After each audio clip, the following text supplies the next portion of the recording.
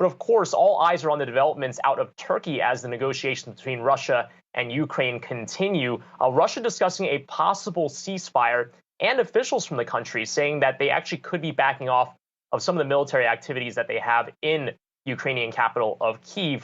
If we take a look at the Wi-Fi Interactive, there's been a lot of movement on this news. When you take a look, for example, at the global markets, you can see Paris up 3.5% in the CAC 40. Also take a look at Germany, the DAX up almost 3%. And then, of course, we're watching very closely what's been going on in the commodity space at Kiko as oil. Take a look at this, down $3 on WTI. Brent currently down $3. It was actually down a little bit more earlier this morning. So a lot going on.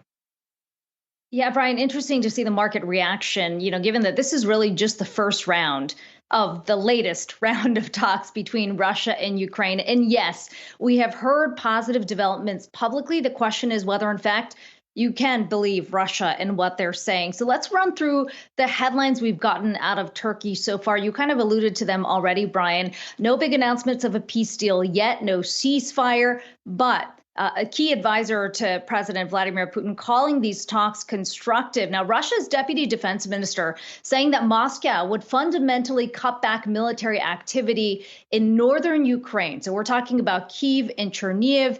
Russia framing this as a goodwill gesture to build trust. Ukraine also suggesting they're willing to give some concessions and hold talks with Russia about Crimea's status over the next 15 years. And of course, if you've been following, Crimea was annexed by Russia back in 2014. And then President Putin's top advisor saying Russia is prepared to accelerate the timeline for talks between Vladimir Putin and Ukrainian President Volodymyr Zelensky. So those are all good things, Brian. But again, as we have seen over the last month, a word of caution on what Russia's public promises are. And I think investors are going to be watching that one really closely to see, well, in fact, will this translate to action? Because there aren't specifics that have been laid out just yet.